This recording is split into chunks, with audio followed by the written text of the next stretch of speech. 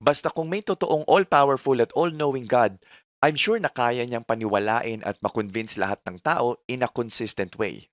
Pero hindi niya ginagawa. Mysterious baka mo? Kaya yun, 3,000 plus ang iba't ibang religions at mga denominations sa buong mundo. Uunahan ko na kayo, ang sagot ng mga believers dyan ay iisa lang ang Diyos at malinaw ang message, ang nagpapagulo ay ang mga tao. Yan ang sasabihin nila. Well, okay, let's take that argument. Given na lahat ng religion sinasabi na tama sila at yung interpretation nila ng Bible or yung Word of God sa kanila yung totoo, paano mo malalaman kung sino ang tama sa kanila kung lahat naman sila ay gumagamit ng faith? How can you tell which faith is correct? The Muslims have faith na sila yung tama. Yung mga Mormons have faith na sila yung tama. Yung Protestants, they have faith na sila yung tama, etc., etc.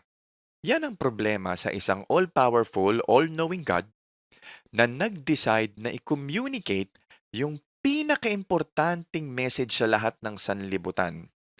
Ang pinili niyang way of communication ay gamit ang text na di mo alam kung sinong sumulat, gamit ang isang patay na language, subject to translation at interpretation. Again, kaya ba ng isang all-powerful at all-knowing God na makipag-communicate in a clear way? Yung no interpretations needed, no translations needed, malinaw na instructions para matapos na ang kaguluhan ng mga religions? Kaya ba? Kung may God na nag-i-exist, malamang kaya niya. Pero so far, 2,000 years nang lumipas, hindi pa din magkasundo-sundo yung mga religions kung ano talaga ang tamang interpretation or meaning ng salita daw inspired by God. Or maybe, God is just an imaginary character invented by ancient people para mapaliwanag nila yung mga bagay or mga pangyayari na hindi nila kayang ipaliwanag kasi wala pa silang enough scientific knowledge noon. Well, para sa akin, napakalinaw na walang matibay na ebidensya sa existence ng God or gods. Pero bakit ang hirap ma-realize ng mga religious? Iba't iba ang factors pero ang malaking dahilan ay basic human psychology at human nature. Tayong mga tao, we're always dependent on our own minds, our own brain, pag nag-iisip tayo. Kasi wala naman tayong ibang pwedeng gamitin sa pag-iisip, sariling utak lang din natin. And our brain is mostly the result of our background. Kung sino yung parents natin, yung environment at yung culture na kinalakihan natin, kung saang bansa ka pinanganak, yung school na pinasukan mo, sama mo na rin yung genetics.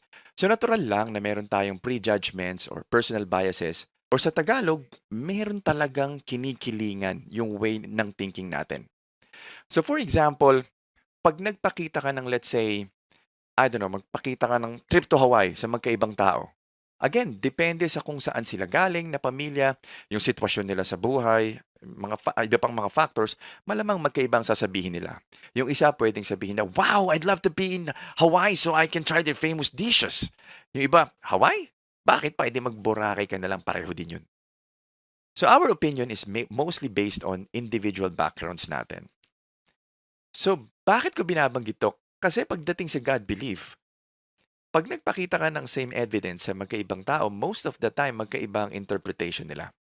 Depende sa individual backgrounds nila, yung personal preference, at yung iba pang mga binanggit ko kanina. May makapangyarihan nga ba na tunay na lumikha sa ating lahat?